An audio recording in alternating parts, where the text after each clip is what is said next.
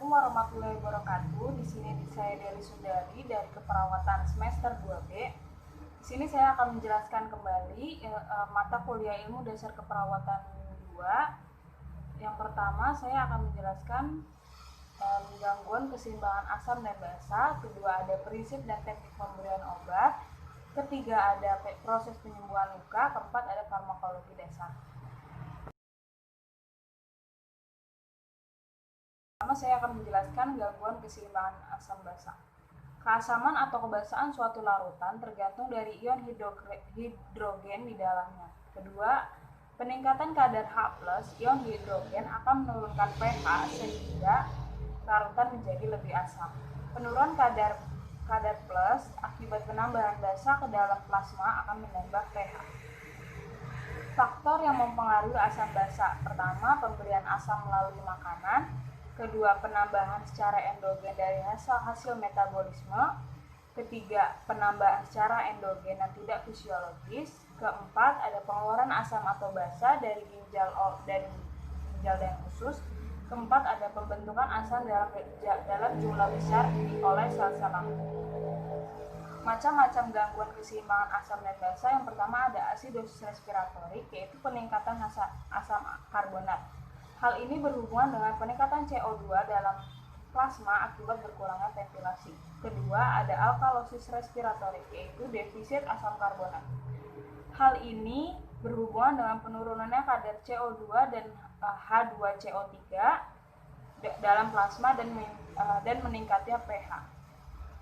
Yang ketiga ada asidosis metabolik, yaitu defisit bikarbonat, yang adalah perbandingan bikarbonat terhadap asam karbonat menjadi berkurang. Keempat ada alkalosis metabolik, peningkatan bikarbonat. Hal ini terjadi bila asam kuat keluar dari dalam tubuh, misalnya pada keadaan muntah-muntah banyak HCl yang keluar.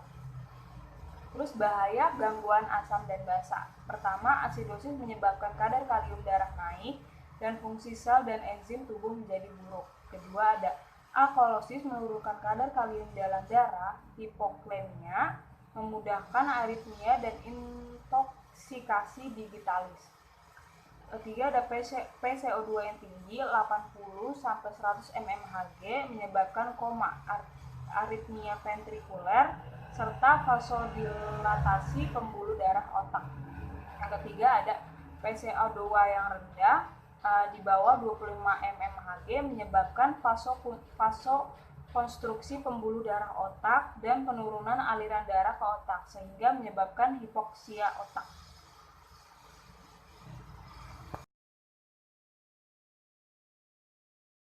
Yang kedua, prinsip dan teknik pemberian obat. Yang pertama ada cara peroral. Pemberian obat peroral adalah cara pemberian obat melalui mulut. Cara ini adalah cara yang paling umum dilakukan dengan tujuan mencegah, mengobati, dan mengurangi rasa sakit sesuai dengan efek terapi dari jenis obat. Keuntungannya adalah praktis, aman, dan ekonomis. Kelemahannya adalah efek yang ditimbulkan dari obat biasanya lambat. Terus tidak akan efektif jika pengguna tidak kooperatif seperti muntah-muntah, kurang disukai karena rasanya pahit. Lalu ada parental, adalah pemberian obat tanpa melalui mulut, tapi langsung ke pembuluh darah. Keuntungannya adalah efek obat yang ditimbulkan lebih cepat dan teratur, dapat diberikan pada penderita yang tidak kooperatif, tidak sadar dan muntah-muntah, sangat berguna dalam keadaan emergensi. Kelemahannya dibutuhkan kondisi asepsis, menimbulkan rasa nyeri, tidak ekonomis, ada rasa nyeri atau perih pada saat dimasukkan obat. Ada 4 jenis pemberian obat dengan teknik parental, yaitu ada intrakutan, adalah pemberian obat ke dalam lapisan dermal kulit tepat di bawah epidermis. Prinsipnya adalah memasukkan obat ke dalam jaringan kulit. Intrakutan biasanya digunakan untuk mengetahui sensitivitas tubuh terhadap obat yang akan disuntikan untuk menghindarkan pasien dari efek alergi obat. Namanya skin test. Yang kedua ada subkutan. adalah pemberian obat melalui suntikan ke arah bawah kulit, yaitu pada jaringan konektif atau lemak di bawah dermis. Jenis obat yang lazim diberikan saat penyuntikan subkutan adalah vaksin, obat-obatan preoperasi, heparin, narkotik, dan insulin. Yang ketiga ada intramuskuler, adalah memasukkan obat ke dalam jaringan otot atau muskulus. Tujuannya pemberian obat dengan absorpsi lebih cepat dibandingkan subkutan. Daerah penyuntikan biasanya daerah paha, posisi berbaring, posisi tengkurap, atau lengan atas. Daerah ini digunakan dalam penyuntikan karena massa otot yang besar. Vaskularisasi yang baik dan jauh dari syaraf. Pemberian obat secara intramuskuler sangat dipengaruhi oleh kelarutan obat dalam air yang menentukan kecepatan dan kelengkapan absorpsi obat. Yang keempat ada intravena, adalah pemberian obat dengan cara memasukkan langsung ke dalam pembuluh darah vena sehingga obat langsung masuk ke dalam sirkulasi darah. Tujuannya adalah memasukkan obat secara tepat, mempercepat penyerapan obat. Terus ada cara pemberian obat dengan cara topikal. Topikal adalah obat yang cara pemberiannya bersifat lokal, misalkan tetes mata, salep, tetes telinga. Jadi efek yang diberikan oleh obat itu hanya bereaksi di daerah yang terkena obat. Yang kedua, yang selanjutnya ada inhalasi. Inhalasi adalah pemberian obat ke dalam saluran nafas dengan cara inhalasi. Inhalasi dapat diartikan sebagai suatu pengobatan yang tujuan untuk mengembalikan perubahan patofisiologis pertukaran gas sistem kardiopulmoner ke arah yang normal. Ada prinsip 6 benar dalam pemberian obat. Pertama, ada benar pasien. Sebelum memberikan obat, cek kembali identitas pasien. Kedua, ada benar obat. Sebelum memberikan obat kepada pasien, pastikan kita sudah mengecek label pada botol atau kemasan yang harus kita berikan kepada pasien. Minimal pengecekan adalah 3 kali. Terus ada benar dosis, yaitu sebelum memberikan obat, perawat harus memeriksa dosis obat dengan hati-hati dan teliti dan harus sesuai dengan kebutuhan pasien.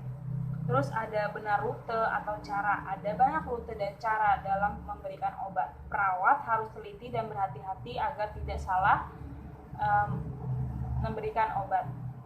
Yang kelima ada benar waktu, yaitu ketepatan waktu sangat penting khususnya bagi obat yang efektivitasnya tergantung untuk mencapai atau mempertahankan daerah yang memadai. Yang keenam ada benar dokumentasi. Setelah obat itu diberikan, kita harus mendokumentasikan dosis, rute, waktu, dan oleh siapa obat itu diberikan.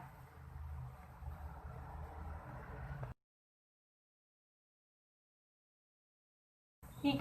Ada proses penyembuhan luka. Luka adalah rusaknya integritas sel atau jaringan atau organ yang disebabkan oleh berbagai jenis cedera. Apa saja sih jenis luka tuh? Ada yang pertama ada luka superficial, luka yang terjadi pada lapisan epidermis,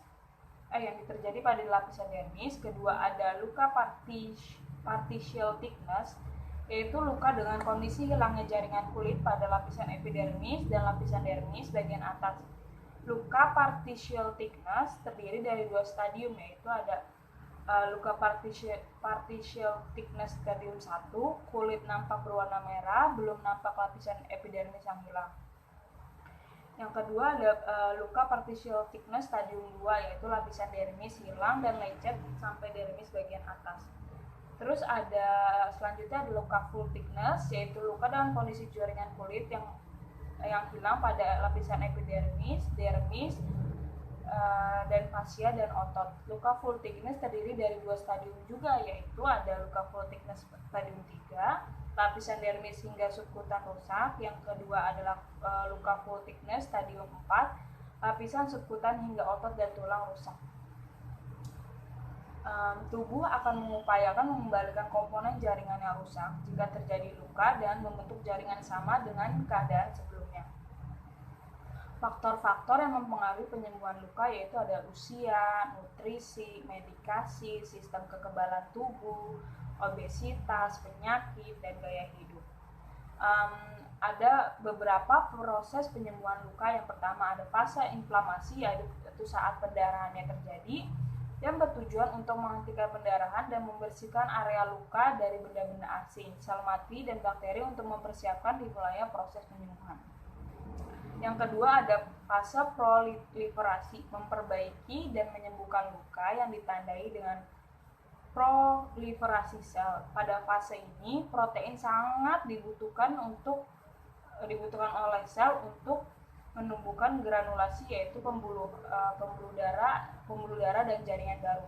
Yang ketiga ada fase maturasi. Fase ini dimulai pada minggu ketiga setelah perlukaan dan berakhirnya kurang lebih 12 bulan.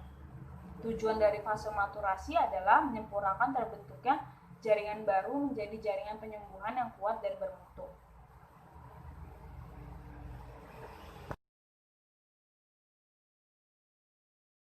Yang keempat dan terakhir yaitu farmakologi dasar, obat. Obat adalah racun, namun dalam takaran atau dosis yang tepat dapat mencegah penyakit dan mengobati penyakit. Obat dapat diberikan kepada anak, dewasa, orang tua beberapa kali sehari, tergantung dengan efek terapi yang diharapkan. Rute pemberian tadi ada oral, intravena, intermuskuler, sublingual, okular, nasal, optik, inhalasi, transdermal, vagina, dan infus. Regulasi obat ada pertama ada obat keras, yaitu seperti narkotika, psikotropika, obat yang hanya dapat dibeli menggunakan resep dokter. Yang kedua ada obat bebas terbatas, obat-obat yang dalam jumlah tertentu masih bisa dibeli di apotik tanpa resep dokter, memakai tanda lingkaran biru bergaris tepi hitam. Obat bebas, yaitu obat yang boleh digunakan tanpa resep dokter. Yang keempat ada obat tradisional, jamu atau fitofarmaka, media pengobatan yang menggunakan tanaman dan kandungan bahan-bahan alamiah sebagai bahan bakunya.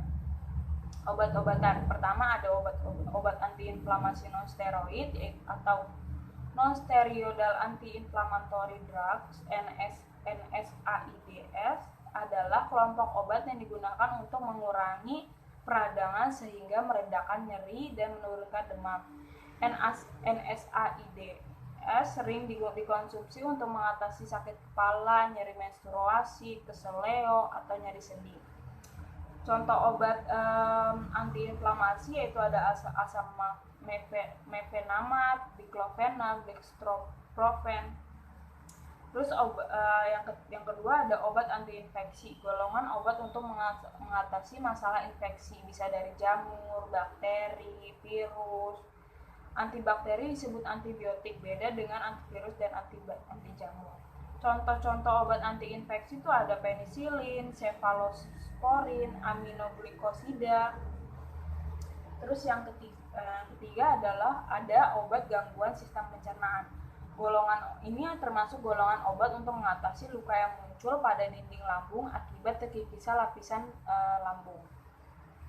Contoh obatnya ada anatsida, penghambat histamin strip 2, dan jenis penghambat pompa proton. Yang keempat ada obat gangguan saluran kemih. Biasanya gangguan saluran kemih disebabkan oleh bakteri E. coli yang menginfeksi saluran kemih. Contoh obat gangguan saluran kemih ada antibiotik, nitrofuranation, penisilin.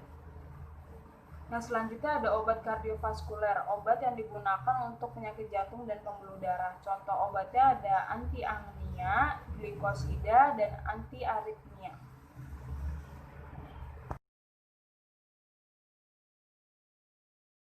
Sekian pemaparan materi oleh saya, kurang lebihnya mohon maaf. Wassalamualaikum warahmatullahi wabarakatuh.